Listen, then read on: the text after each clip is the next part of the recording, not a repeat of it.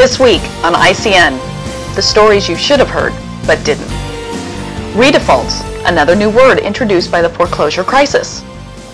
Mortgage problems now accelerating on prime loans.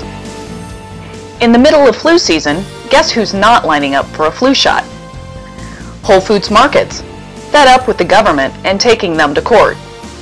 Those stories next on Informed Citizen News.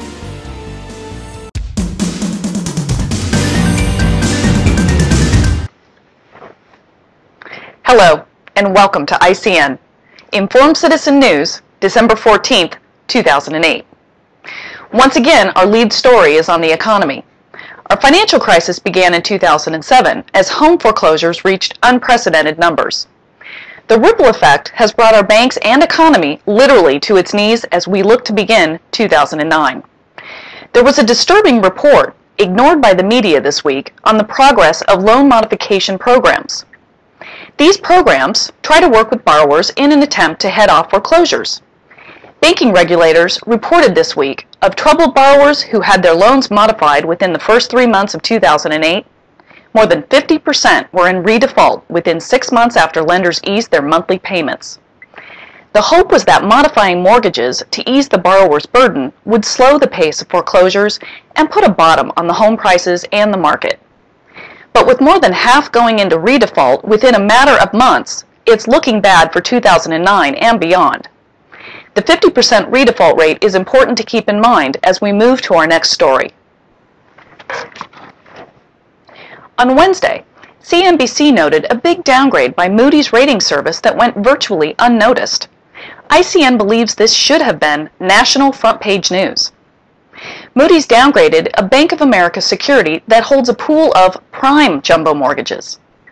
These prime jumbo mortgages are big loans given to borrowers who had great credit. Most of these loans were taken out in 2006. The downgrade itself was not the news, but what's most important is why Moody's downgraded the security. Moody's cited that a whopping 13% of these prime jumbo mortgages were currently late on their monthly payments. As long as no more than 3% of these mortgages go into foreclosure, then the security would have some value. Going back to our previous story, where more than 50% of modified loans went into redefault a few months after reduction of monthly loan payments, it looks like at least 6% of these prime jumbo loans will go into foreclosure in 2009. As this is likely to happen, this B of A security will become as worthless as any other subprime mortgage-backed security. This adds fuel to an already raging economic fire. It looks like 2009, 10, and 11 will have similar financial traumas as we saw in 2007 and 2008. We'd like to point out one chart that may help explain the future of foreclosures and our economic crisis. This chart shows the amount of mortgage payment resets between 2006 and 2012.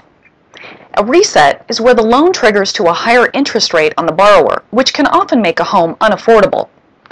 This group of resets has caused a financial turmoil in 2007 and 2008. Now, if you look at 2009 through 2011, you'll see almost the same amount of resets occurring as we've experienced in the past 2 years. The same amount of foreclosures in front of us as we have had behind us. The point? We're not even halfway through this economic storm. And on a related note, the Congressional Oversight Panel, which is monitoring the Treasury spending of the bailout money, is struggling to find office space, works part-time, and is still one member short. Can anyone really take this bailout oversight panel seriously? Guess who isn't lining up for the flu vaccine? Believe it or not, it's doctors and other health professionals. According to the Centers for Disease Control, 60% of health professionals decline to get the flu shot. That statistic does not reassure people who have doubts about the effectiveness and safety of vaccines. Even the CDC admits that the effectiveness of the flu vaccine is hit and miss each year. This is because they have to guess the strain of the flu virus. So the question is, if doctors choose not to get the flu shot, should you? Whole Foods Market has indicated that they've had enough of the Federal Trade Commission and filed a federal lawsuit this week. In the lawsuit, Whole Foods claims that their constitutional right to due process is violated by the FTC's use of their own internal administrative trial. The FTC is reviewing whether the Whole Foods purchase of the Wild Oats store chain would create a monopoly. Whole Foods indicated that bringing the case to federal court will force the FTC to follow fair and proper legal procedures. Thank you for joining ICN this week. Americans need to be informed, so please send our link to your friends and family. From all of us at Informed Citizen News, have a great week.